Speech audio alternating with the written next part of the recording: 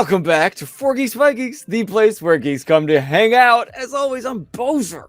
I'm T, and that's not our intro. They come to geek out, not hang out. Did I say hangout? You said hang out. I know you're out of practice, but damn. That's wild. Been saying the same thing for 5 years and chooses now to drop the ball. What?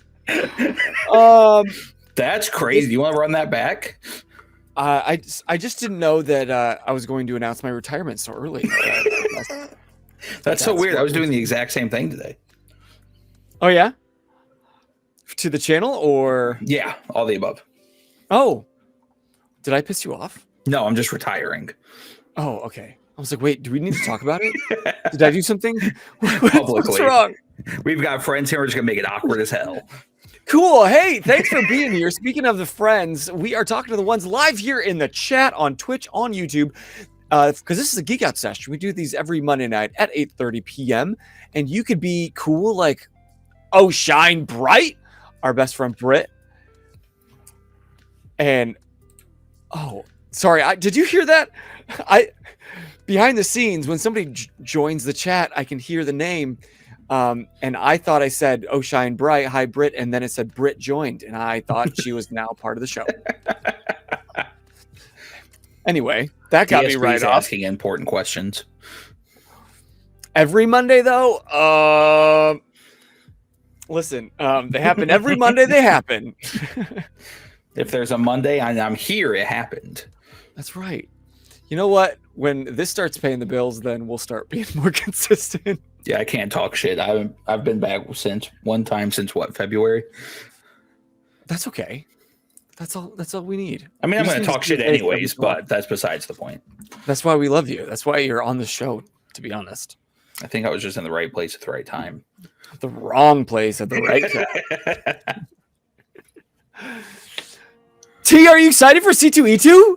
I am not, because I don't have the financial means. I decided to get Sky's Mother's Day gift early, so I got her tickets to get a picture with Maz Mikkelsen and the other gentleman from Hannibal, whoever the other co-star is, Henry something. Hello, she watches this channel. She's gonna.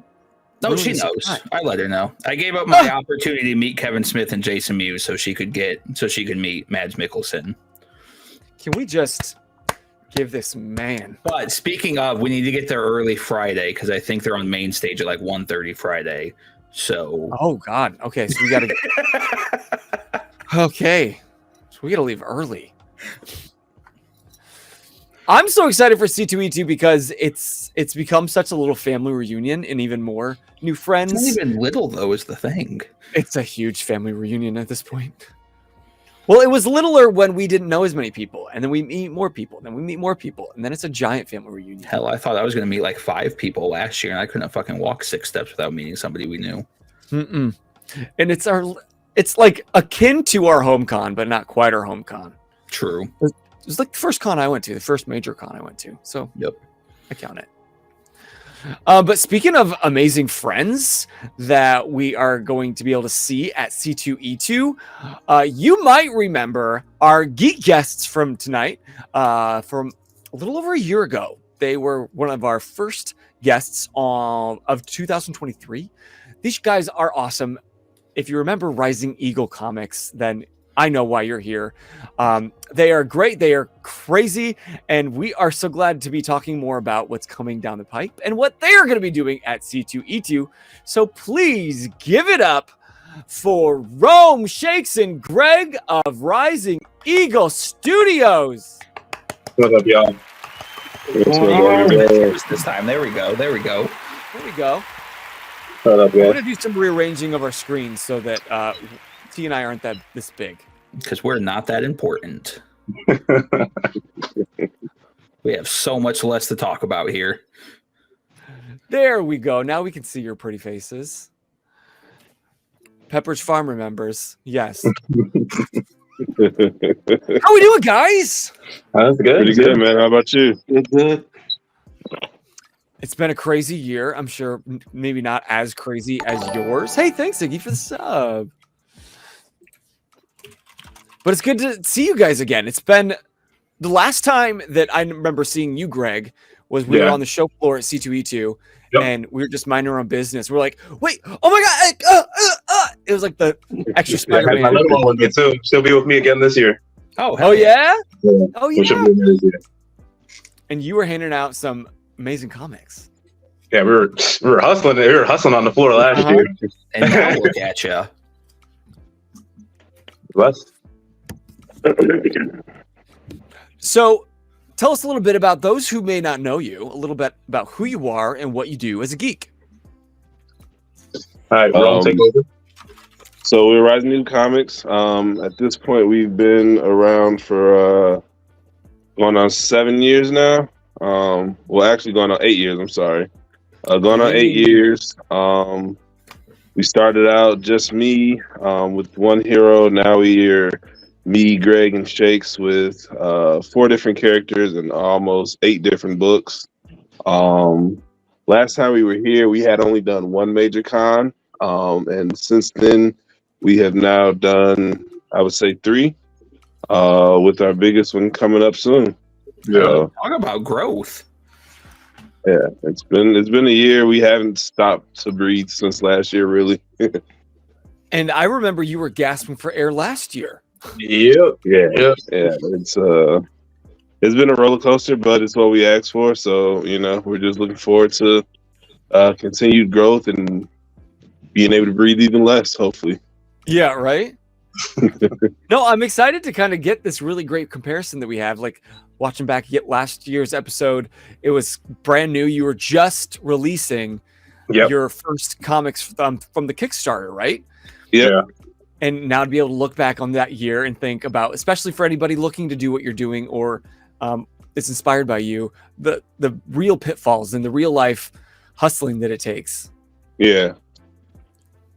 I would say, as far as anyone trying to, do what we're doing, it takes 1 year of commitment. I would say last year is a year where, as you said, from the Kickstarter on, we really all made a commitment to just being all in, going at 100%, and it paid off. Like I said, we ended up, since the Kickstarter, to update you guys, we've gone to Iceland, had an amazing con there. Our table was packed from start to finish. Iceland, all the cold one, even though it says it's not that cold, but it got a little bit cold. Then we did. But not only Iceland, we actually sold out comics. Like we were sold out in Iceland. So we got a wild statement. Yeah, me and Greg ended up getting tattoos. Hey. Oh, nice. Kind of get it in there. Yeah, I'm in there. We got tattoos. We had that great of a weekend. We also did DreamCon, which was also huge for us. We got to meet not only members of RDC World, the guys who throw it, but we got to meet Big Mark, so Mark Phillips' dad, and we chopped it up with him for about 30 minutes. He ended up buying the whole table. It was amazing. Oh, nice. We put on our own convention, which was great. Had an amazing turnout, and we got something bigger about that later. So, and then we're still, as far as the Kickstarter itself, we're still working on fulfillment. Part of being able to not being able to breathe is being busy as hell and trying to figure out how to do everything in a 24-hour day. So we're still working on fulfillment. We've had some setbacks and pitfalls as far as getting scammed, finding out we might have shortchanged how much we needed to make everything happen, finding the right vendors, stuff like that. So but we're still going to do it. We made a promise to those that supported us, so we'll be getting that done as soon as possible. It's just, like I said, with every bit of growth, there's some side effects that we got to learning curve. Yeah, It's for kind sure. of the nature of the beast. So you got to start somewhere until you're actually physically doing these things. You're not going to know to avoid these pitfalls. You're not going to know to jump here, dodge here. Because until it's easy enough to be like, hey, yeah, avoid this, do this. But until you're actually faced with whatever that adversity is that's causing that complication, you don't know, one, how you're going to go about that, what you would do when you come about that, or really how to plan around that thing. You don't know that's going to be that thing, especially being in ground zero coming up and just three gentlemen trying to make something come out of nothing. That's not coming out of like, oh, here's impact, be like, oh, hey, here's all the money you need to get from the ground up, here's your startup. No, this is all coming out of your pockets trying to make all this happen. Yeah, there's no playbook for it at all. And like you said, you don't know what you don't know, really. So we learned that very quickly last year. Which is, like I said, we're learning from it, though. That's one thing I love about us is we don't make the same mistake twice. We don't fall for the same trap twice at all. So we'll be growing from everything. Damn, I should try both of those things. I fall for the same trap every time. Damn. I'm curious to hear from each of you, like talking to somebody that actually talk to yourselves like 4 years ago. When the idea of all of this was just a glint in your eye, or maybe they were just like some rough sketches from high school. What is like the one thing that you would tell yourselves from 4 years ago?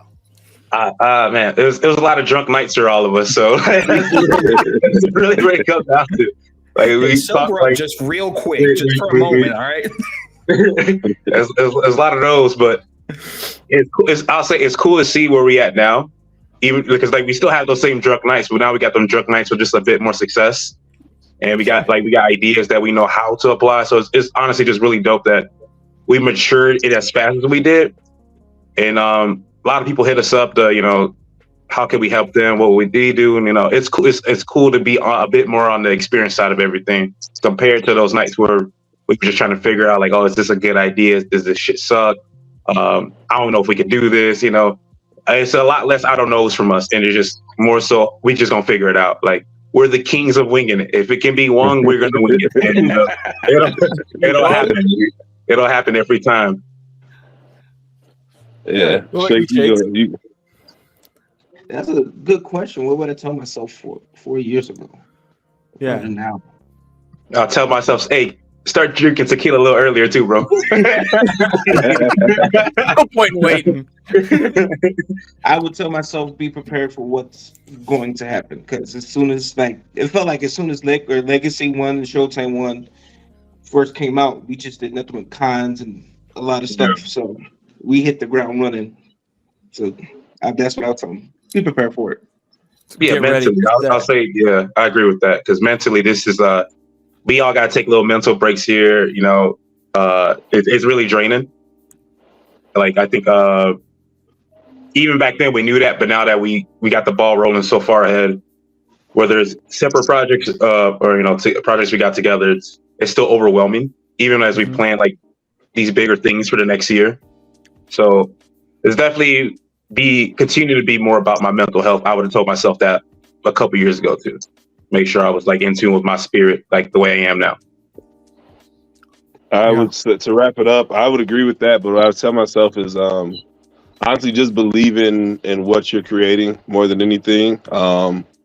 Even to this day, I still question, like, oh, is this really as good as I think it is? Stuff like that. But every time I drop something, every time I share something, like, people that I don't even know or watching end up saying something about it or loving it. So just, tell myself to really believe in my skill, believe in my dream, because it's just as amazing as I think it is in my head. So it's really those little moments that are those driving force, because everybody finds themselves mentally exhausted. Like, why am I still doing this? And you got that one random, like, hey, just found you, I'm actually loving this. And it's like all of that doubt's just gone in that moment. You're like, hold up, I don't know who you are. We've got no mutuals. So not only did you find this, you enjoyed this, but enjoyed enough to reach out.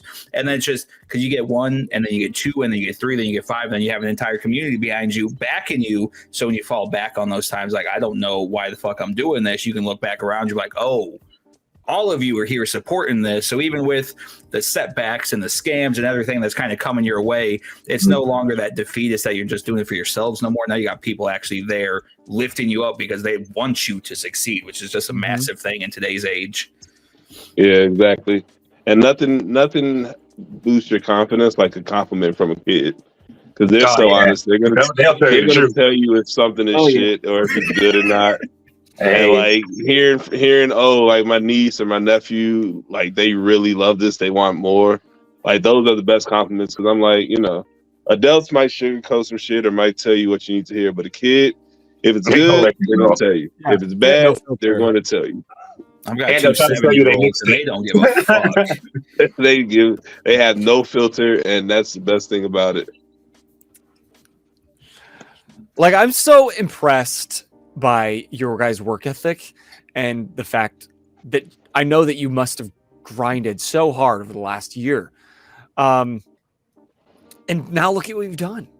Yeah. Like, traveling internationally, like, are you guys big in Iceland? So we actually next time we like there were multiple people who came to day one, and like they'd see us and they'd get one issue or maybe two just to test it out.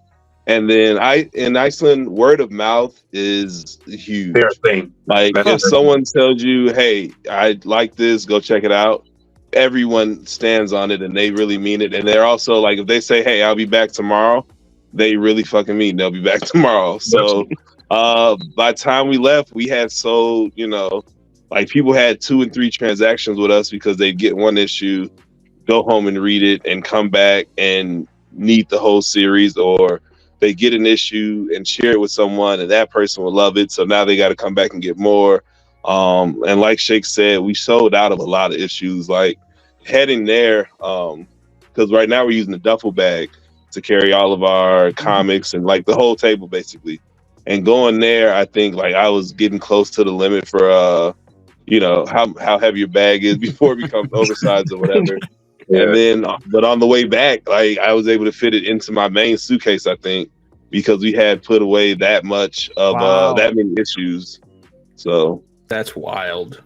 Yeah. We're kind of a deal in Iceland now. Yeah. What have you guys been hearing from like this other positive feedback? Like when someone's coming up to you and saying, so and so told me these great things, or what kind of positive feedback have you guys been getting over your comics in the last year? Man, they're either good stories, good characters. They like the art. I think we've gotten every positive comment I think you kind of want to hear as a creator. So I'll say that. I think one of my favorites though, recently we had an opportunity to go speak to some kids at a Black History Month event, and we got the reference because of Eve Ewing, who we met at a book signing out here, and she referred her friend to us to come speak. So stuff like that is the fact that people are really talking about us even when we're not around. That makes in a good way. Like, those are really the best compliments, because at least it's positive even when you're not there. Yeah, no, I'm tapping in on that one because she was like, we met her at Blurred Underground. Shout out to them. She was doing a book signing, and she was like, I've seen your comic. We've seen y'all comics before. I read them from like, woman, I'm coming here for a signature for Black Panther. You read my stuff? That's cool. I'm with that. And then we got tapped in tune with her. We're looking to work with her later down the line. And I'm excited to talk about some of that stuff too. Nice.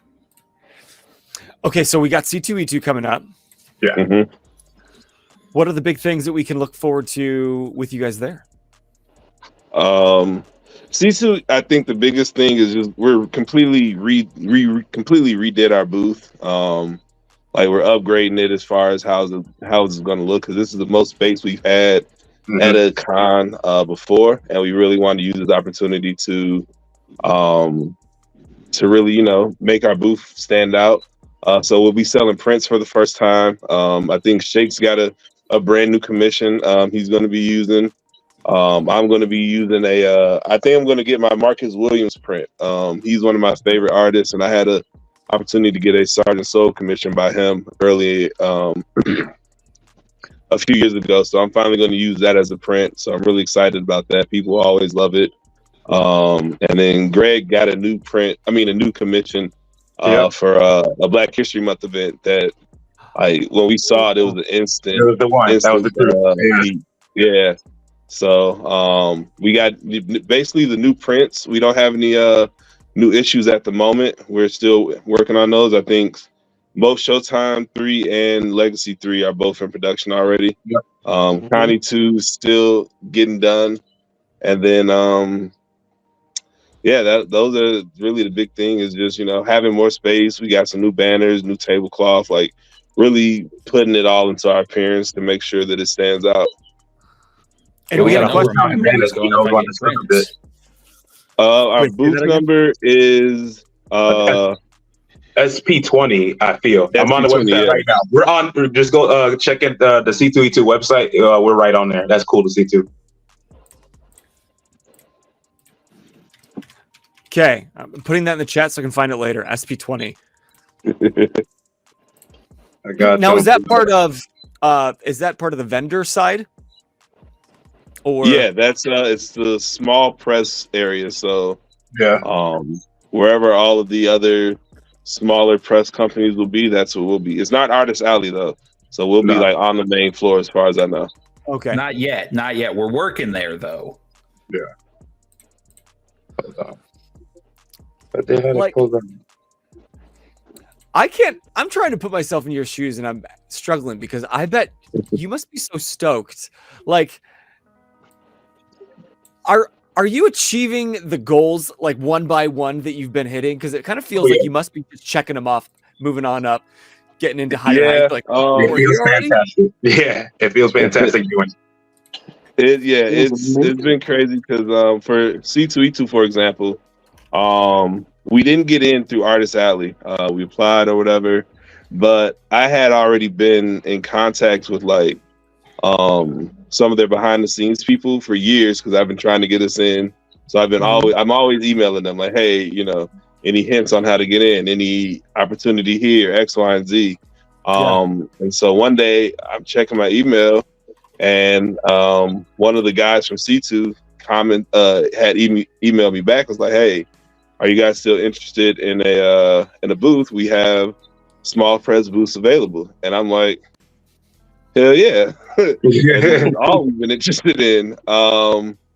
And so then, he sent over like how much it would cost. And this is where we really, again, a commitment to, really giving our all to it. I sent the price to the group and I'm like, it's outrageous, but I'm down to do whatever it takes to get it done. So we came up with that money between the three of us. It's been 3 dads. At the start of the year, right after the holidays, but we made it happen somehow. It's been surreal. We'll do it. Yeah, like if there's a way, we're gonna find it. And then we pay for some marketing stuff, so you'll be seeing that. Actually, I think this week they'll be doing an Instagram post for us. So we're really excited about that. Yeah, I'm probably gonna cry when I see C2E2 tagged me and tagged the IG in the post. Yeah, like that's gonna be the most surreal of it all. Huge. Yeah, we'll be I don't sure think to it's gonna hit me till we're actually there that Friday morning. Then I probably, guys, I need a moment. Just pinching yourself along the way, make sure it's not a joke. Nah, it's that we cry together moment. You just gotta let that ride out. C2E2 was like the first convention I've ever been to, and now oh my god. How long ago? Me and Greg's like his contact pic in my phone is one we took from like C2E2 2017 or something. Like we were both 30 pounds lighter with no hair. Oh yeah. And I'm like, wow, this is crazy. I can't wait to find you on the map, and T and I are going to hold hands and skip our way. Oh, 100%. I know where I'm beelining now. SP20. We cannot wait. So you said that you've got some more future things coming down the pike, yeah? Yeah, we I guess I can start. So this is brand new. We just came up with this. But we're going to be skipping. So we were trying to do an annual SoulCon, and like really make it a yearly thing. But we've decided we're going to skip this year. We're a little behind the ball as far as planning and stuff goes. Shakes has some important stuff going on this summer that I'll let him tell about if he wants to. But so we're going to skip this year with the plan instead to bring it back next year and turn it into a Comic-Con / music festival. Yeah. We were looking at it and we were like, DreamCon is really like the big blurred convention for content creators and YouTubers and streamers. Then you have BlurredCon, which is, just the nerd con for Black people. Like it's truly dedicated to just being a nerd, everything like that.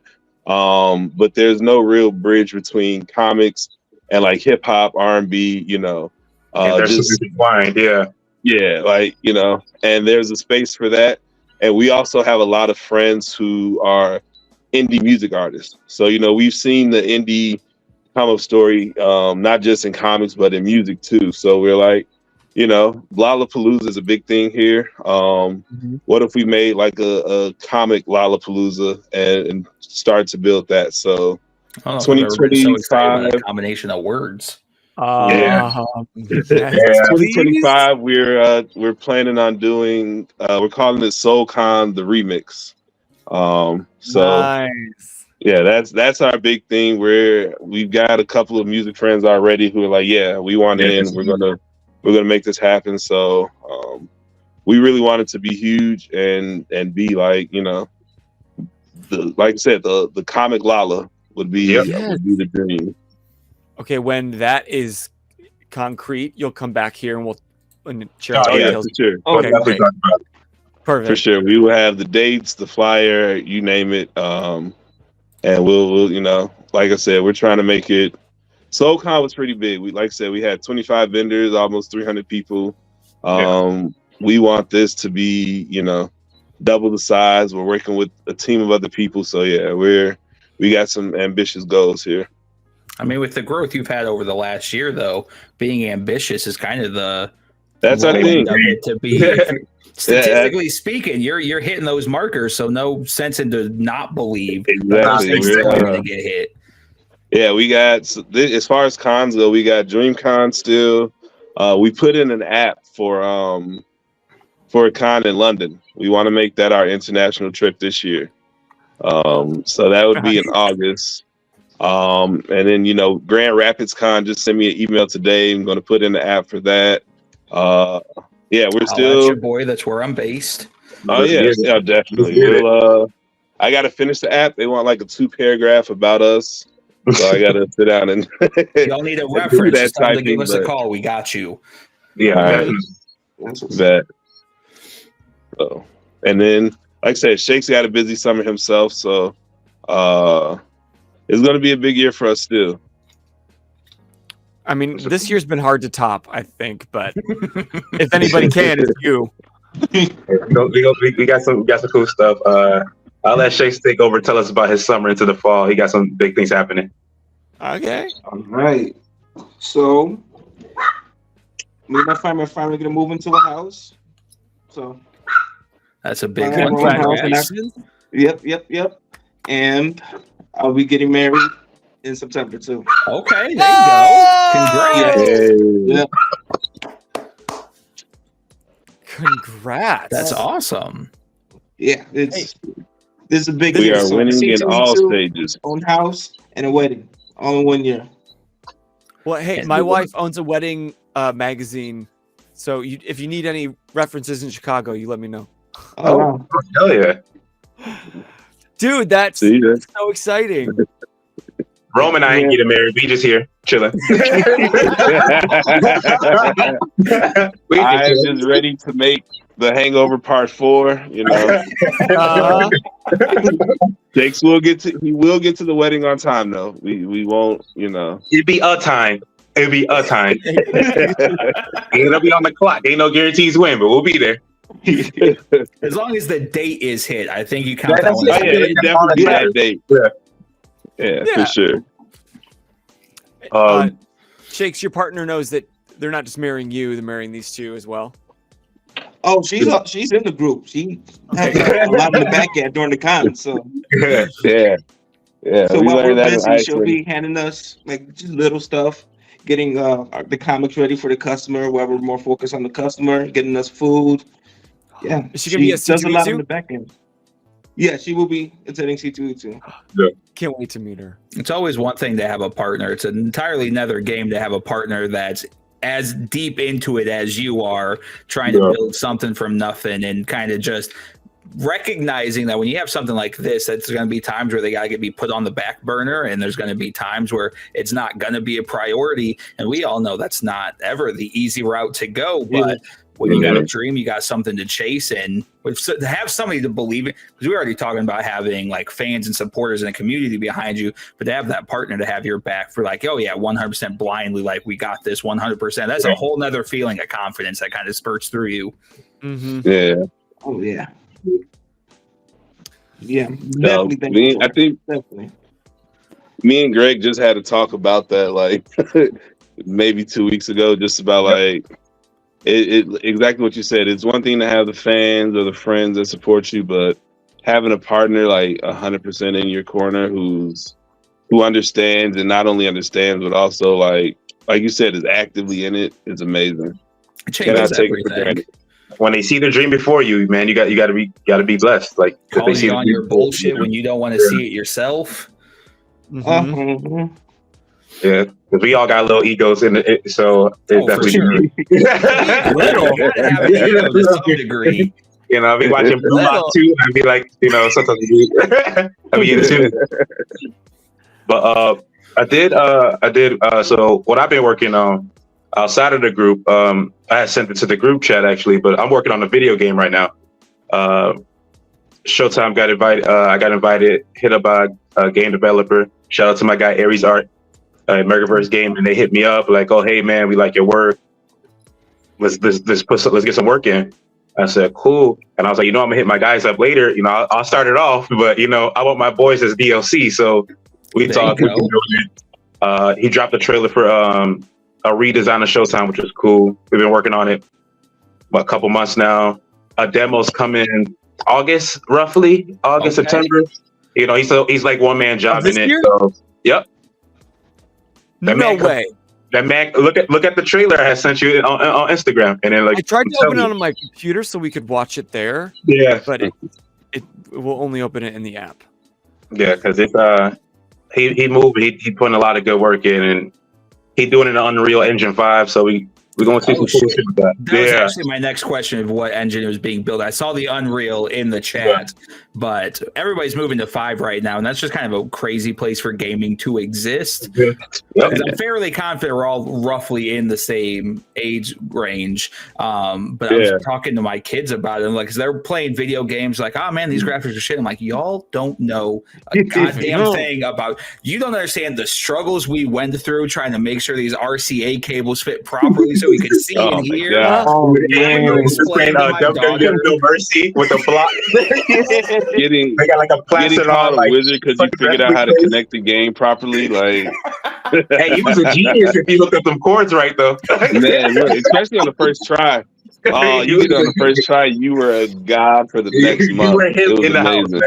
I took out my GameCube the other day, and obviously GameCube had RCA, but to play that on modern TV now, you got to HDMI adapt. Well, she saw the 3 cables. She's like, "What is that?" And I was like, "Jesus!" I raised your GameCube. I see your GameCube, and I raised you a Dreamcast. I still have mine. I would have bought one so bad, bro. Yeah, I still have my Dreamcast. That little screen still blows my mind to this day that we had something that small on a controller capable of doing anything. Dreamcast was so ahead of its time. I need Sega to just revamp it and bring it back out. I mean, there's a positive with Sega coming back with Crazy Taxi and what else? I saw that. They had a good number of things coming back, and with right now everything just being rejuvenated and kind of brought back from 90s, early thousands. Anyway, to say we're not going to get those consoles remade, even like the ROM emulator versions of them, I'm not mad if we just get the ROM emulator versions. Like, give me my childhood back because this adult shit's stressful. Let me do everything else for a night. You said it. You took the words right out of my mouth. Give me childhood back. I need time splitters 4. That's all I need in my life. I need time splitters 4. Then I'll feel like a kid again. I ain't thought about that in a hot minute. I just downloaded time splitters 2. Oh my God. Yeah, I literally just got that the other day, and I was like, "Yep, it's time. I just need some more controllers, and it's up." Good. You know what game I'm bringing back? Blood Omen 2. Okay. Now I'm gonna throw it back. Bloody Roar, bro. Bloody Roar was that was my game. Ooh, yeah. Blood Omen 2, Legacy of Kain. Oh my God, he had that like curved sword. That shit was amazing. I'm getting so many memories unlocked that I completely forgot about it as a child. It's too much. It's too quick. Hey, you know what's crazy? That's the entire reason I love Vampires. PS1 demo. PS1 demo, Jesus. Yeah. The demo disc? Oh my God. This is the greatest cheat code of all time. Demo disc fed the streets, okay? You could have a week of games off of one disc and just play them endlessly. Yeah. You remember, what was it, Parappa the Rapper? I never figured out how to play that shit. I never knew how to play that, but I had Parappa the Rapper. I never knew how to play it, but I did know Parappa the Rapper. And I own the sequel. Had it. Nobody knows how to play it. It's canon. Oh, shit. Hey, I need them to remake Crash Bash, man. Ooh, yeah. Childhoods. I was putting in work on my siblings, man. God. Hey, I did manage to pull up the video that you sent. I had to save it and then send it. So this is a trailer of your video game. Yeah. I don't know if we'll get sound, but you can narrate while we watch it. Dun, dun, dun. But the music is so good, it has to play. It just it hits so perfect. I hear it. I don't know if you guys hear it. Do you hear it? I don't know if I hear it. Oh. Oh my God! Showtime! Yeah, this is gonna be This is gonna be a game right here. Holy shit! Crazy! And he got James Brown playing on there. That's what the whole trailer was hidden, man. The whole trailer was hidden.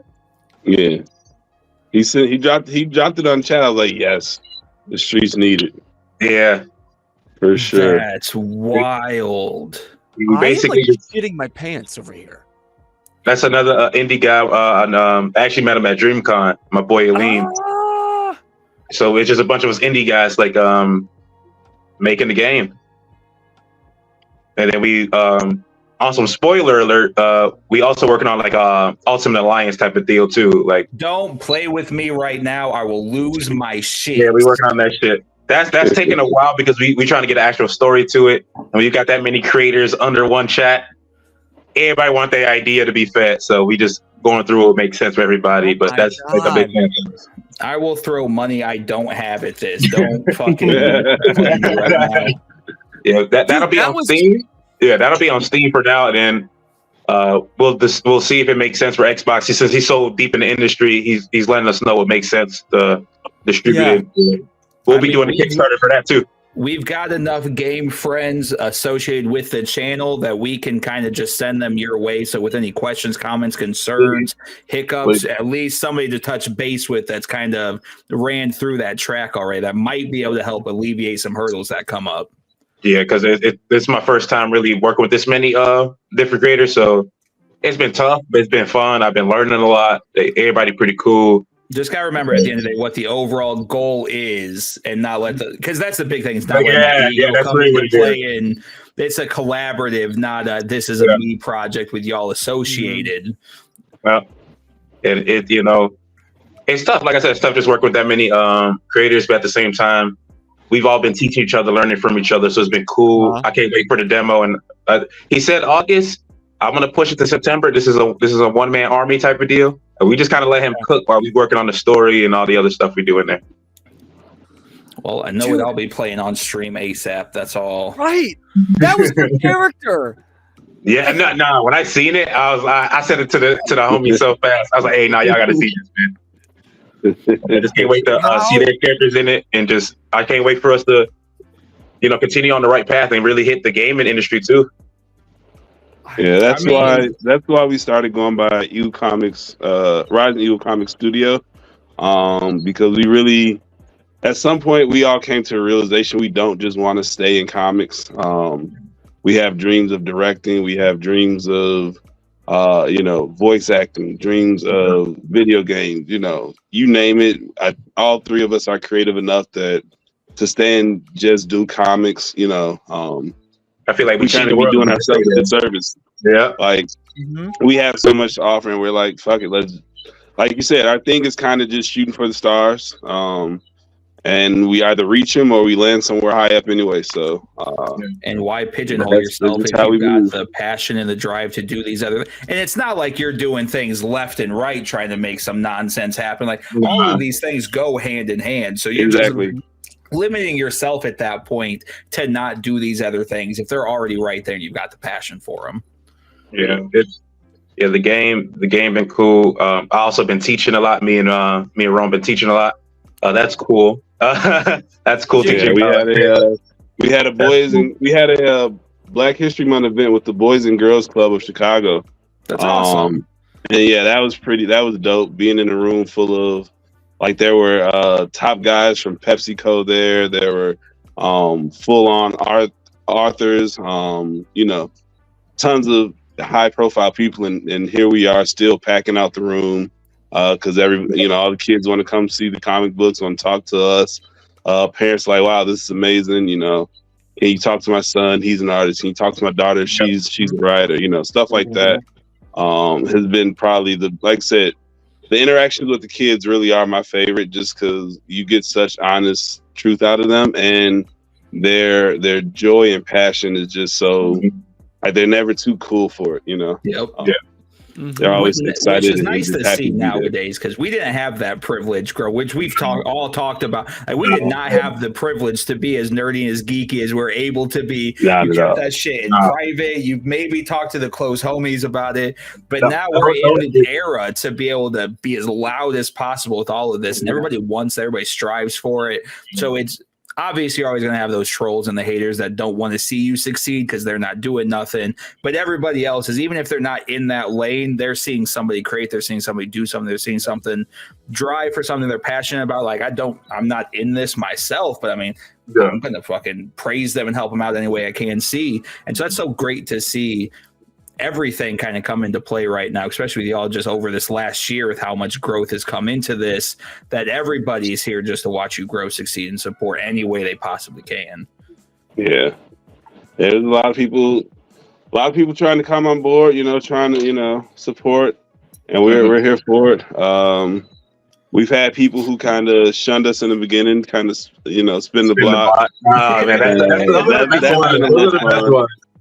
I take a second to respond to those emails, but I'll respond eventually. That's right. You gotta have that conversation with your ego at that point. Like, do I beat it, man? Yeah, like I said, I might make them wait a day, like just to get it out. But I'll still respond and still be professional about it. You're a better man than me. I remember a couple of shops they didn't want to work with us because we were independent. A couple of them, we won't name names, but they hit us up to be vendors at our convention. And then I told Murph, I was like, bro, look at this name here. Look at this one here. Okay. I said, okay, I'm cool with that, because you guys gave us the hardest time. But we said, yeah, we let them make their money, let them do their thing. Our whole goal is still, to show love to the city, regardless of how things work, because we've been blessed. We're going to always be blessed if we, keep putting out the good energy that we've been doing. I mean, you got to put it out into the universe to get it back. Yep. Exactly. Well, clearly, but we be a little bit petty. We people be making it wait. Hang on, just a little bit. Just a little bit. We be a little petty. We be in the chat talking. I'm curious, because we have so many guests on the show over the years that were just about, they were on the precipice of turning their hobby or this passion of theirs into their full-time careers and putting their full commitment into it. And we've been so excited with them, but I'm always curious what it looks like after that point, once it becomes a real life thing. This is your job, this is your career. I'm curious if you guys have any thoughts on that experience, on is doing this as your full-time job, like, does it look the same as you thought it would?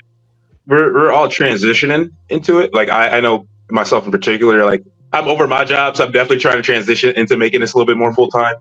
It's tough to do just because we fund everything on our own, and we still got families to take care of. We still got things, personal things happen, emergencies happen. So especially in this economy too, that's an uphill battle in itself. Man, so we still grinding at our job, but we're pushing our passion just as hard as we do at our job, so we can eventually just make this a full-time thing. I mean, we're still in our early 30s. We still got a lot of time, and I think we're learning not to timetable this anymore. As before, I felt like we kind of felt like we had to hit these things. Where now it's like it'll happen when it needs to happen. We just keep putting in this work.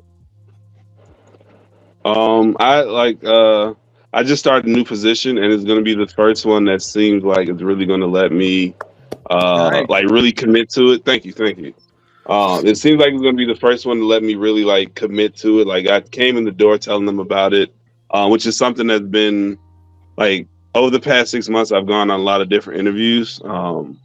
And one thing that I've started to do this job hunt, as opposed to previous ones, was I came in the door letting them know about the comic book because of how much time it consumes now. Like in my previous job hunts, it was a hobby. Like it was something that happened every blue moon, there was a couple Saturdays once every 4 months where we'd have a pop-up shop or something. Whereas now, like I plan my comics year before anything really. Yep. So when I go into interviews, I let them know I'm available when I'm available, but I have another job essentially, which is the comic book. So that's been one of the biggest changes. And then other than that, like Greg said, is the sacrifice that you have to make is amplified, but it's fed by, like, when it's your full-time job or it's your primary source, you realize, I have to do more. So you start being more aggressive as far as getting conventions, finding opportunities, because now your money comes from this. So you can't just sit around and be we'll wait for a convention to pop up or something. No, you have to go out and find it, because if you don't eat, and that's the real of it. Yeah, that guerrilla tactics that's pretty much what the business is, to be honest with you. I mean, it says a lot about that you're, one, able to find a job in this economy, but two, to find a job that is willing to allow you to be you and not. I mean, we've all had those jobs like, do your own thing on your own time. Don't be caught doing it. But to have the energy to walk into a building like, listen, I'm here for a paycheck.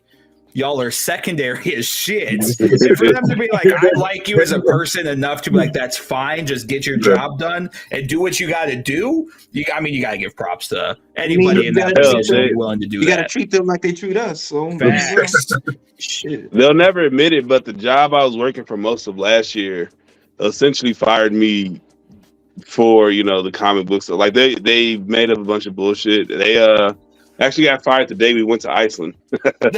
I was finishing up my work day and they called me to the office.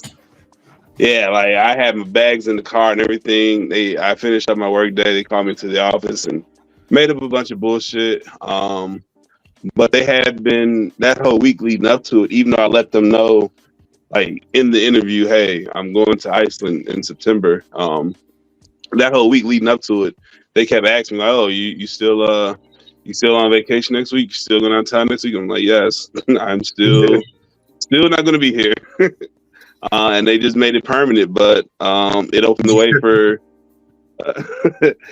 way for me to eventually get where I'm at now. Like you said, I've only been here like a week now, but again, it was the fact that I came in the door And I told them about it. Not only were they like understanding, they were welcoming. Like, oh, we have the people. Like they told me how everyone in the building was going to love that, and they have people who travel on tour with bands and stuff. So it really, it looks like it's a blessing. So I'm hoping it works out. Mm-hmm. It's one of those things, whether you believe in fate or destiny or whatever supernatural metaphysical thing that kind of helps drive that ship. It's one of those things like you kind of got to recognize in the moment, like, oh shit, there goes that paycheck. I don't know what I'm supposed to do now. But then also in hindsight, now you got to look back and like, well, shit, then we made it to Iceland because I committed to this. Y'all sold out. And now y'all looking at this last year, like, because you were able to make that commitment, because you dove into it, these things came to you because of that. And I don't know if I believe in any of that shit, because at the end of the day, I just don't know the answer to that question. But being able to see those things come to fruition because you put yourself first is always a nice thing to see. Because I guess Shakes just said, like, you got to give them the same energy they give you. And we know the type of energy that's being given by a lot of these companies nowadays. Because remember, we're replaceable. Our genes aren't. So. Yeah. Say that again for the people in the back. We're replaceable, but our dreams aren't. Yeah. Like, I'm going to get that tattooed title. Thank you for that, Shakes. Yeah, hit a bar on there. 2024 Shakes. Trey get a hold of that now. He's always looking for ghost riders.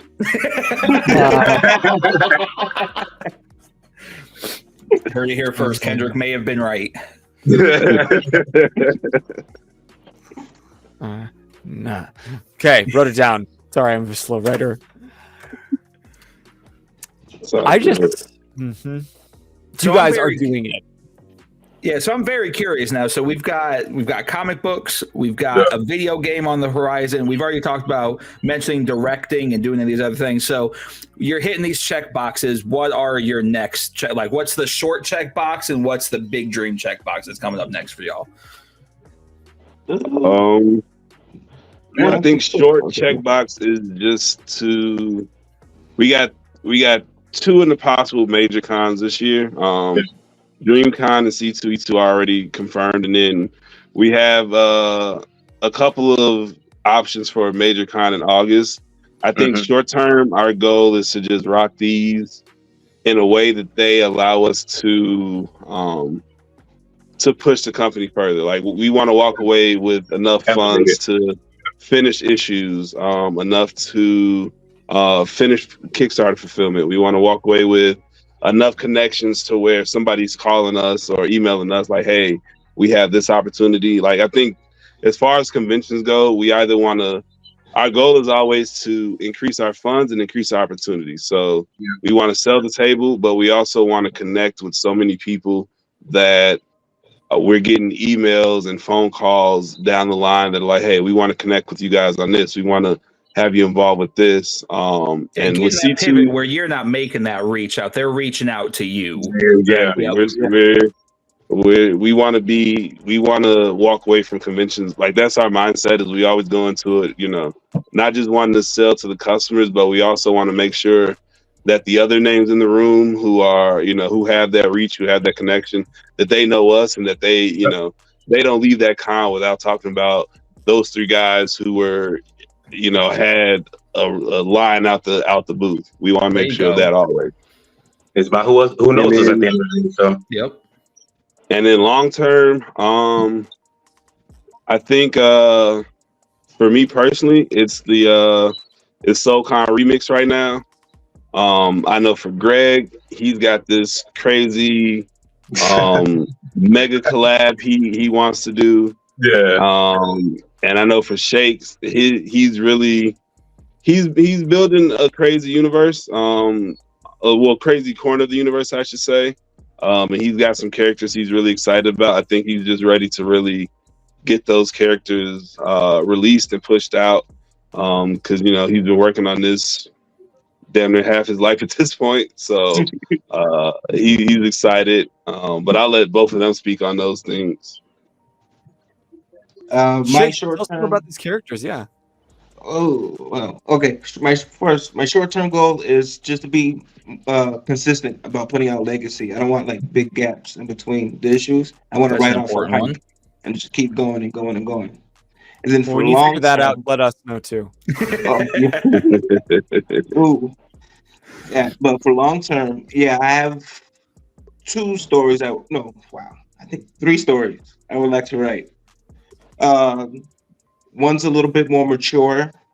It's about sex trafficking in the Legacy universe, so it's like a Okay. more adult themed. Because I watched Sound of Freedom. I'm like, dude, I got inspired by this. Nobody makes a hero who focuses on just getting rid of sex slaves. So I'm writing that. I have another character who's going to be jumping to the multiverse, another way of us getting connected. And I'm going to make my own like little Dungeons and Dragon universe too. Okay. As a story. I want to Oh, dabble into that, the little fantasy. Yeah. Our Iceland was definitely big on Dungeons and Dragons, so we all kind of was like, yeah, I think we could do some cool campaigns. That would be something that we the could little do. elf ears just perked up. Especially after playing Baldur's Gate 3. I'm like, yeah. I still gotta play it. I'm playing Dragon's Dogma 2. No, don't even get me fucking started on Dragon's Dogma. We'll fucking derail this shit right now. I swear to God. Bro, it's stressed. I am fucking irate is what I am. Oh shit. So in terms of like small little goals, we have Lollapalooza of comics, Yeah.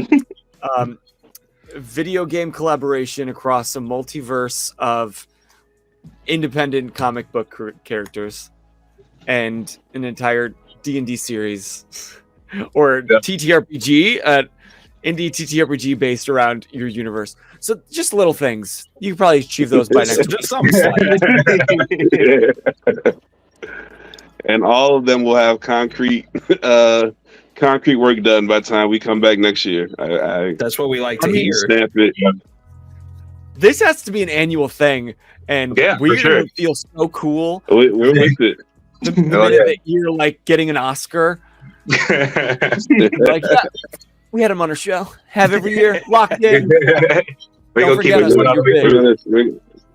We'll finish our Oscar speech and then come right on the podcast. We're with it. Yeah.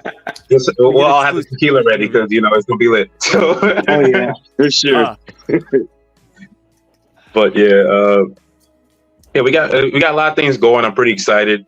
I'm actually pretty excited that closer to the Showtime versus Sergeant Soul thing. I'm pretty close to get that to print. I know Burf and I got things going on right there. So I've been thinking about it. Actually, I didn't even talk to him yet, but I'm thinking about dropping 2 versions of that issue with the actual winner on both, and then I won't decide how that timeline works. The fans have decided. I'm really I love debating. that. Yep. I'm really debating. Let's Stan focus. I'm always down said for that open-ended best. bullshit. Yep. Because he was always like, no, I will never decide a winner, because he wants the kids out on the streets debating. And I think that's kind of the best way to go about it, is because you don't want to put that bias in. Because obviously at the end of the day, when you're creating these characters, you're always going to have your favorite. You're always going to know what the upper hand is. But what you want is those 6-year-olds going back and forth on the playground, calling each other dumbasses because they're not thinking about these like small, minute things that make a difference.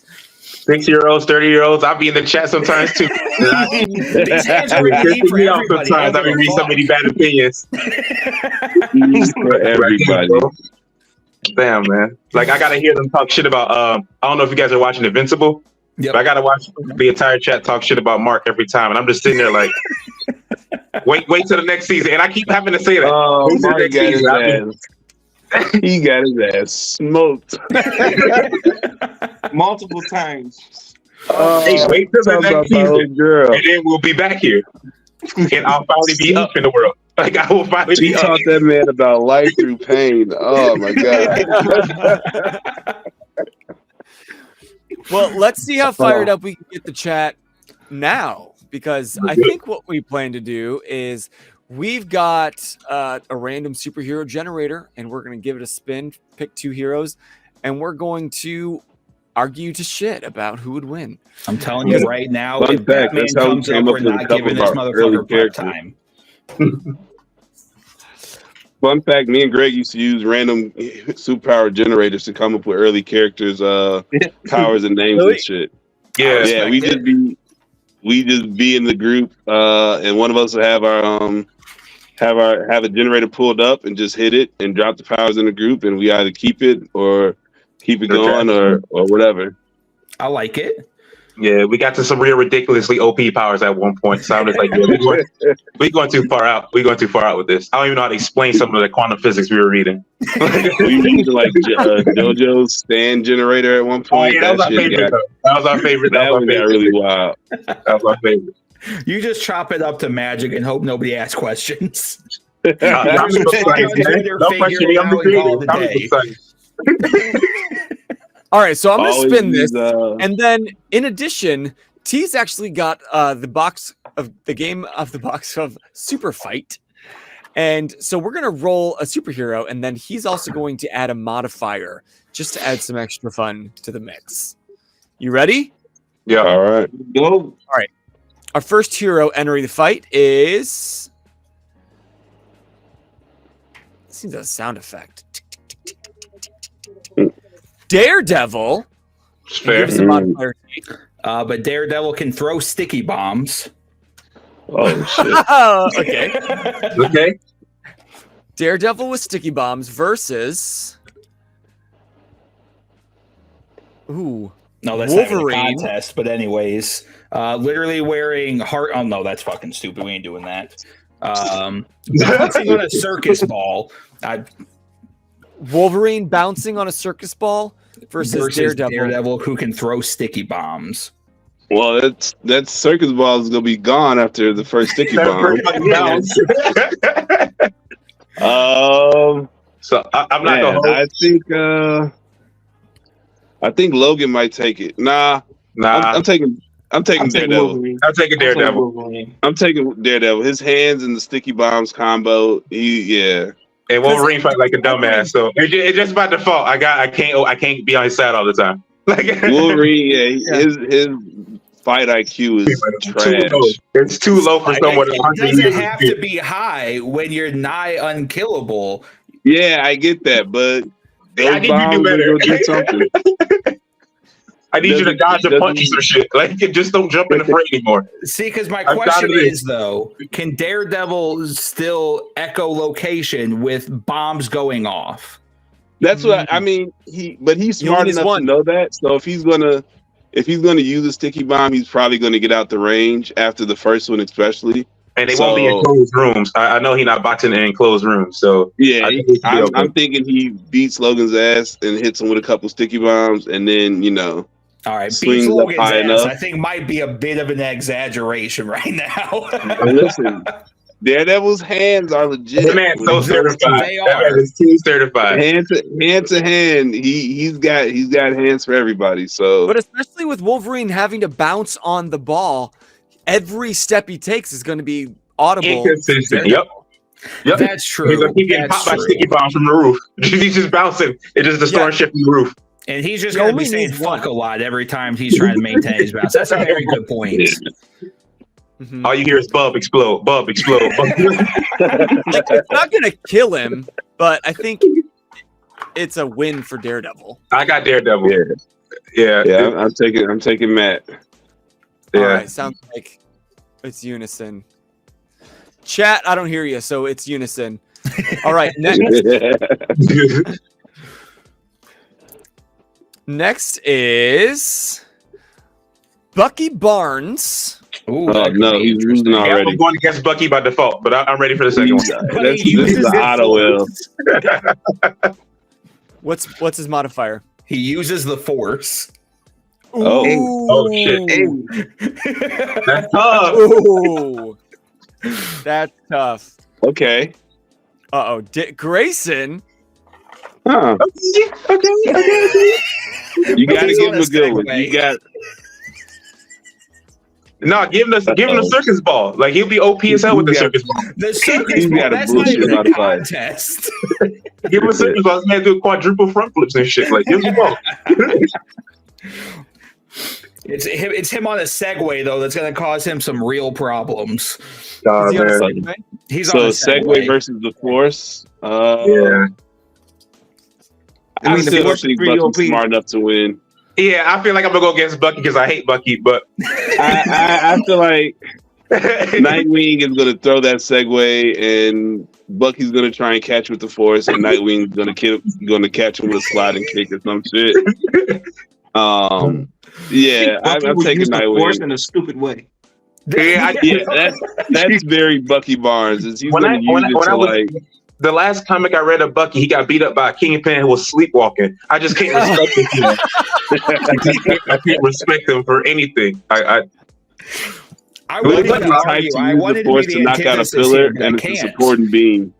Is this Bucky under mind control of the communists, or Nah, is this after this he's released? perfectly mastered Bucky at peak. Like he's supposed to be him, but he lost a Kingpin who was asleep. I wish I could pull up What the kind panel. What Like, kind of Force user is he though? Like, is he Yeah. gonna be like Star Killer OP? nah, he too dumb for Nah, that. Bucky's the type to like try and take down a building and end up taking it down on himself. I don't trust that man at all. But at the same time, if you fight Bucky, you fight Cap. Cap gonna come out of Well, nowhere. Yeah, they do come from the But if X-Men we play school in of that jumping game, people. though, then we got to play the Batman prep time, and then everybody loses. That's Oh, true. man. Give it to him. Give it to my man. Off a Segway. All right, Segway wins. Yeah, I'm still taking Nightwing and his Segway. You know that's gonna be a raw ass Segway too. That's decked out. It's definitely got No. missiles or some shit. You can't get Dick Grayson twice. Not at least until we have everybody else. Well, we have a Green Lantern, almost Oh, like Captain fuck. America. Hold on, which Green Lantern though? Because that's Yeah, gonna make a is it difference. John or the Hal? Ryan Reynolds, actually. Oh fuck! It's anybody else? Nick Fury. So Jesus. what's Green Lantern's All right, modifier? Green Lantern's got a venomous bite. Okay. Okay. All right, Nick Fury can become any animal. Oh, So for you- the show, Oh, it's Nick. So it's Beast Boy Nick. versus Green Lantern. Yep, And I see, got that's the Nick. big thing though, is which Poisonous Green Green Lantern Lantern makes a versus Beast Boy. difference. I feel like If You it's can't John, use I'm John, taking 'cause John John read it all Stewart too. over. Yeah. If it's Hal, I'm taking Nick Fury. Hal's Yep. trash. We all know. Hal is fucking ass. Yeah, That's why I was like, but if we put John is Dustin Nick Fury. yeah. For sure. John, I don't want no smoke with him. Yeah, For he's sure. Dustin Nick Fury. I guess we could put him against like Kyle or somebody like that. Like, I guess someone kind of fair. David but I feel- Hasselhoff, I Nick feel Fury is hilarious. Green Lantern's abilities, like no matter which Green Lantern it is, like Nick Fury can change into any animal, but when he changes But to any animal, he's losing The like half of. creativity difference between John and Hal is mind blowing. Yeah. Like, No, But still, you it's can so make deep. anything. But that's the Anything. problem. But Hal don't think he like Guy can make, Gardner. like, They don't three think things. they're not creative. They are Yeah, not they- creative. they're like, oh, I'm just John gonna make made a boxing whole glove. fucking planetary army of Green Lantern constructs. They do not think like bro. I just don't want to see Nick Fury get jumped by 10,000 Green Lantern constructs. It did get bitten at the end. I just don't want to see that. But if it's Nick against anyone else, low key Nick Fury got good prep time. Nick Fury is pretty solid. I could kind of argue Nick Fury because he's like a Can you dying. bring, does Nick Fury have access to his contacts, or is it just Nick Fury? I would think Mm. that's part of his kit, you know? Yeah, because he's definitely gonna call in some support ASAP, and that's when it gets All a the little crazy. Avengers. on speed dial. Or he might turn to dust before then. That's what he tried to do in Avengers Infinity War. So I don't know. I feel like this turn into Goose and call it a day. Oh, his beeper? Yeah. He just calls Captain Marvel. Oh yeah, see now it's a right whole to different. before that shit kicked off. This is a Yeah, if I was drama. Nick Fury, I'm pressing that button anytime anything goes wrong. Oh yeah, for anything. I don't care if it's a simple argument. Hey, speed your ass over here, Carol. Like, why did he waited until like the end of everything to press the button? No, I would have pressed it the first time something happened in New York. Yeah. Yeah. If that, Yeah, if that, he waits if until that, all right, everybody's when Ultron quiet came, and Ultron was on demon time. And then, like, you could have stopped the whole goddamn Civil War just calling her. Who was really checking her at that time? But then, True. how are we going to make billions if he hits that button that soon? Capitalism. I will still be happy every time she pop up. Carol, I can't open this jar. Please help 911. Listen, I don't So care if did you anybody destroy my witness roots this to get song? in. Just get here. Yeah, I don't know. This was tough. This was tough for me. I don't know. Where are you at with the shakes? Yeah, I'll give it to Nick. I think I'm with Nick as well on this one. Like, I feel like it's cool if we beating up Ryan Reynolds, Hal Jordan. So All right, then that's all right. that's cool. Talk about By the way, best comic book comeback. Did you guys watch the new Deadpool trailer? I was reading about the new the stuff they showed at CinemaCon.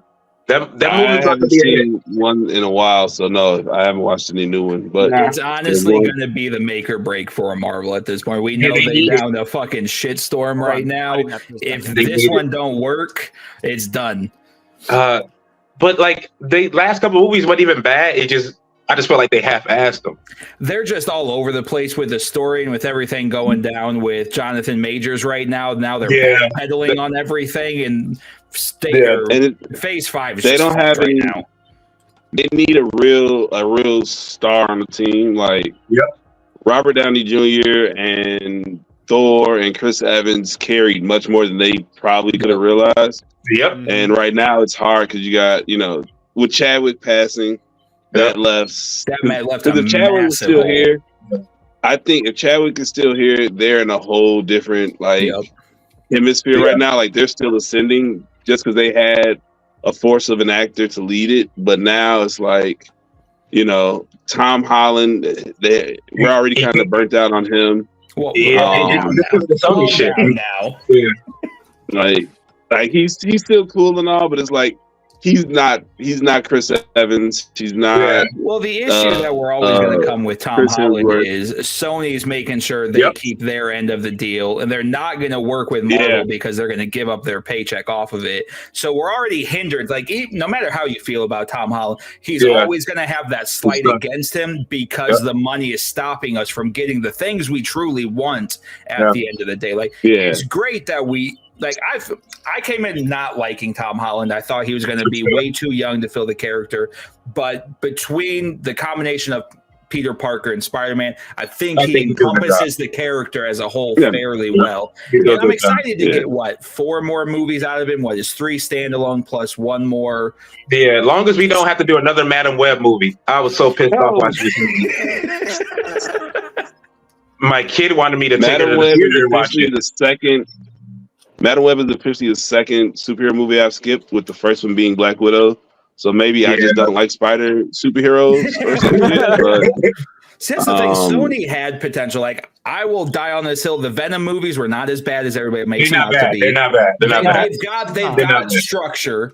Yeah. Craven could be something if they do it right. I don't even trust bro as an I actor love to be Craven, honest. so I really want them to get it right. I want them to get it right so we can get something out of it. I'm not holding my breath on, especially after seeing what we got with Madam Web. Madam Web was like the worst hour and a half. In the theater, my kid was really adamant on seeing this movie. So go to see I swear it. to God, there's white people up there in chairs somewhere. Like, how do we be as bad as DC? Like, listen, hear me out. The bar's not that high, but what if we teeter on it to be just as bad? And Sony just need more Morbin time, and I'll be with it. This is why I take that movie's the not villain, as bad as everybody makes it out to be. I love Milo. I've tried to watch Morbius I love the villain. I've tried to watch Morbius 4 times, and I have not stayed awake past that damn opening cave. The writing's not great at all. I'm not going to act like it's got good writing to it, but the concept that they were going for the project had bones. Yeah. Like It just the had no potential meat. was there. You trusted Jared Leto to not be a weirdo, and then we got this movie because he's being a fucking weirdo. I don't know. Who we got? We got Craven coming out. I don't know. I don't know how I feel about it because I'm not a big fan of the actor who's playing Craven. I'm not either, and it's one of those things because they already fucked it up by giving him enhanced powers off the lion's blood. Like, what in the Charlie Sheen is fucking happening right now? Like, who's playing Craven? Buddy, who was Quicksilver, who died in Avengers 2. Oh, the Maximoff Chris. Yeah, the shitty Quicksilver. Yeah, the shitty Quicksilver. Also play Kick-Ass? Isn't he the same people? Kick-Ass? Aaron Taylor Johnson. That is. Yeah. That is Kick-Ass. Yeah, I just don't see it, man. I saw that trailer and I was like, I don't see Craven when I look at him.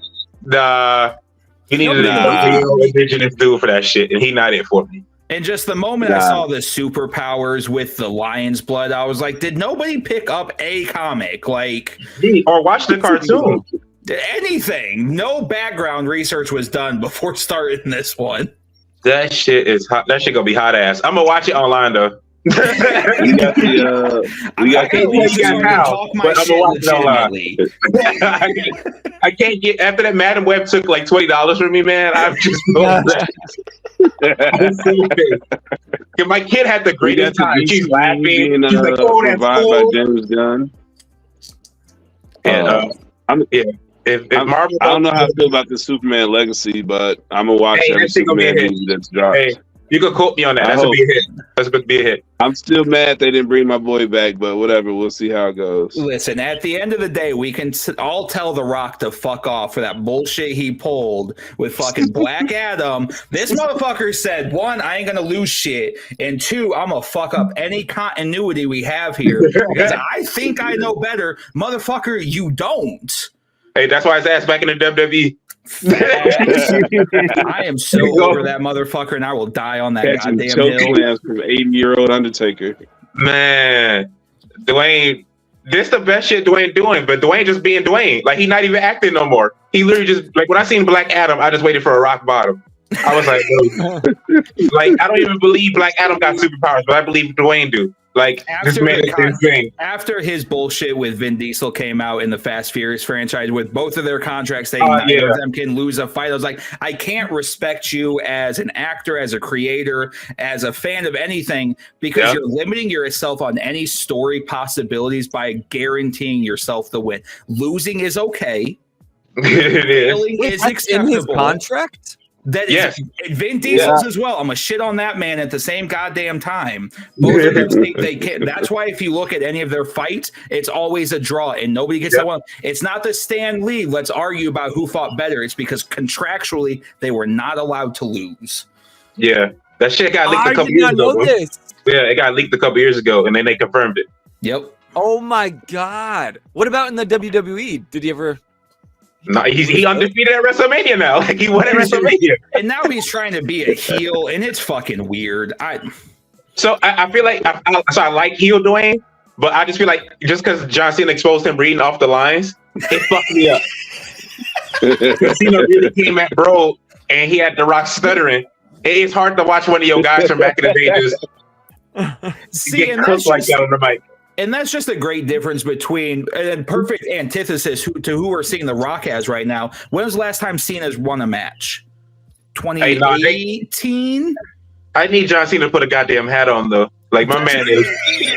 That's what I'm saying. So you got Cena coming in both the acting world and wrestling, putting everybody on, showing range, and we're actually getting somebody coming out outside like Batista, who came from wrestling and doing numbers in the acting world. But you got The Rock, who's fucking everything up. Actor. Batista's the best actor to come out of WWE. The best actor. I'll die on that. That man is the best actor. That boy got John Cena's not bad either. Peacemaker was hilarious. Peacemaker. I'm thinking about watching that shit again. I like John Cena. And that's what I'm saying. John Cena is showing us what we should be getting from these guys whose entire job is to put people on. The Rock used to be great at that. And then he started getting them paychecks. And he's like, nah, fuck y'all. Yep. I'm going to make 20 movies about me being undefeated in anything. And I can't lose to Mother Nature. I'm undefeated. You saw in Black Adam. He was going crazy in Black Adam. He was chilling right Remember underneath that him. movie Skyscraper where he cleared like a Oh, 100-foot gap? Yeah, I remember that. And then on Twitter, they measured. They was like, One but leg. Dwayne could do that. Like, bro, on one leg, like, Mathematical come on, Dwayne. calculations. Hey, Dwayne is the Like, most OP man in come on, fiction. bro. Dwayne is the most OP man in fiction, bro. Put him against anybody. This Dwayne's is what I'm telling you. Why there's a problem with yes and you get the fucking Rock. That's what happens when you play yes and with his lawyers. Contract. Man, we really fucked up that game by getting a little sidetracked there. My bad. It's hard, yeah. Oh, right. It's all right. That's what Yeah, I we was like. like, but if you put Dwayne on the wheel, he's unstoppable. He's the strongest man in fiction. Like, Hey. Let's see who's fighting Dwayne The Rock Johnson. put two people on He Dwayne. can only lose to Shaggy. All right, Superman. What's Superman's modifier? All right, Oh, Superman's modifier is Superman's he gonna be throws like two modifiers. He throws burritos versus Dwayne The Rock with what modifier? Dwayne with that 2004 haircut he had. Contract. The modifiers are contract. The modifier's a contract. That he cannot lose. He wanted so bad, and see, we're just circling right back to it. He wanted so bad to face off against Henry Cavill that Henry Cavill said lost his job because of that nonsense. But we getting Henry Cavill running the 40K universe, and if that shit goes any level of success like we just saw with Fallout, we're gonna get some great goddamn stories. He's a I gotta watch Fallout. He's a real 40K fan. I'm not a big Fallout guy. That I've never show, played I'm a huge Fallout fan. it's The top show 3 nailed game so much. adaptation. The show nailed so much of the little stuff from the game. Did it really? It had me in here smiling like a kid because I'm like, Yep. like there were I so really many like little the things. I'm like, yo, they did that or they got that. Like the gore, the amount of like dismemberment and shit, perfect. Yeah, they nailed Beanies it. from junk jets. I gotta Fallout watch is it. such a silly ass game when you get into it, and the show matched it perfectly. Mm-hmm. I feel like I got to go back and play Fallout 3 because I don't think I ever beat it. Where'd I play I seen a I couple remember of Fallout them. 4. I just visited a settlement I built from like the ground up on Fallout 4. I was very proud of it. Got a giant wall, no one can get in. Or out. Everybody's trying to jump into 76, and I don't know if I can try to ride that gravy train again. I tried it and it doesn't feel like it. It's a lot like when I tried to go from Skyrim to the Elder Scrolls Online, it just didn't hit for me.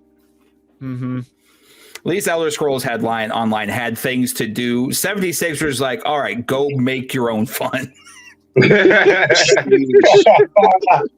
don't get me wrong, I played it on release. It might be better now. Maybe some things have changed, but with a lot of these game devs anymore, I don't trust them from fucking Adam. He's adding the rock to the wheel. We made it. We added someone to the wheel. That should be a new part of your guests. They got to add somebody to the wheel. We've never played this with anybody before. Oh Hell shit! yeah. Well, See, this is a great game to play with nerds, though, because you're gonna realize where they draw the line on the bullshit, Yeah, that's true. and that's why you had to preemptively like, we're not giving Batman prep time, no. and we're not going to keep giving Spider-Man this bullshit that he can't accomplish a goddamn thing. Like, there will never be a panel that goes harder than Peter walking into the jail cell, letting Kingpin know that he will fill his throat with web fluid if Aunt May dies. That When he wasn't grabbed that man by his Spider-Man. goddamn skin, I was like, That my was- God, bro. That was Peter standing on business, and I need more of that in my fucking life. Hey, but I don't know if you guys even read like the current Spider-Man, like the main Spider-Man run. That shit's so bad, bro. It's hard being a fan. It's hard being a fan, bro. They refuse to allow Spider-Man to succeed. To grow up? And, Yeah, like at just all. just He let the gets man the be the money, actor. now we taking that shit away. He gets the girl. Fuck that. He's single again. And I understand Mary there's Jane certain, shit pissed me off. there's I certain almost tropes like you wanted to gotta write like a keep hate with mail to that these because I've never heroes. read some absurd shit like that. Like, There's I had- certain I don't tropes stop you reading gotta Spider-Man for like a keep month. in. Yeah, and then that's where I'm at. I won't read Spider-Man anymore because it's like The Rock. You know what's gonna happen. There's no element of surprise no more. But I'll help you out. I don't know if you're reading the Ultimate Spider-Man run. I am with not. Should Jonathan I? Hickman. Perfect. That's what you want to read. I'll add it to my list. I'll add it to my list. It's I think we 3 issues in. That shit is besides the Miles run. The new Miles run's been fun. Like I like that we tap into a lot more. Like Miles is doing a lot of shit with his powers now, and like they really got him away. Like he's Spider-Man by name, but that's about it. Like he's his own character. Like it feels like the most he's been his own character outside of the movies. Okay. Yeah. I mean, if we're on recommendations right now, y'all been into Ghost Machine at all? So I'm trying to. I got that on the list. I got that, but I've been reading. I've been reading too much manga. I've been on manga. So I'm never been great about comics, but my boys put me on to Geiger, Redcoat, and Rook. Geiger wasn't the best, but Rook, Exodius, and Redcoat had me so goddamn high. This is the first time I went to a comic book shop and I'm like, I need these on poll, please. Like, I've never been so excited to see runs on release. And I'm like, I'm here for this. All these dope ass comic creators came together and they just built their own shit. When Shakes had mentioned talking about going multiverse with, like, I got hyped. I was like, that's the type of things I want to see, because you get to see all these things finally come together, because we all got our head canons for seeing these characters we love to come to life, but actually getting to see them on panels together. I'm a kid in the schoolyard. I will scream. I don't care if my girls are sleeping. I don't care if my wife's next to me knocked out. I'm getting hyped. We getting hyped together. Man. Oh yeah, I'm gonna be like so hyped when our team actually sees each other in the panels. Yeah, no, that shit gonna be a movie. Like, we talked about it so much.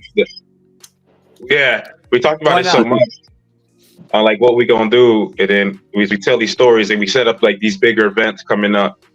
It's just cool. Like it's cool. We just been busy, but everybody ready, itchy to get back on the pen and just start writing, like, and just drop a couple more issues. And we here for it.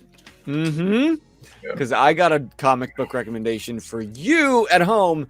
Rising Eagle Comics. If you haven't already, you can use command Rising Eagle, or you can use the link below. It'll take you straight to the website where you can get yourself some of their old rags. And I can't wait for more. And I can't wait to see you guys at C2E2 at your own booth. I can't wait money I don't got. yes. That's how we got to figure it. Got it yet. No. I know my finances for this month. I ain't got it. Y'all gonna get it anyways, though. Hey, we welcome it, and it will be worth it. That's a very bad game. My wife understands and just accepts at this point. If the homies drop a Kickstarter, money's there. I told her no more Kickstarters from randoms, but the homies get it on site. It doesn't matter. I appreciate it. Otherwise, they're not homies. Guys, thank you so much for hanging out with us tonight. Thank you. It's been always fun as always. Yeah. And all of you, thank you for joining us. If you enjoyed this, please comment below or send it to somebody. Say, hey, these guys are having a good time over here. Come join us live in the chat on Mondays at 8:30 Eastern Standard on YouTube and Twitch. And you can be part of the conversation like our wonderful chatters were tonight. But until next time, I am Boser. I'm T. I'm Greg. I'm wrong. Shakes. And you just keep geeking out. Geeking out. See you.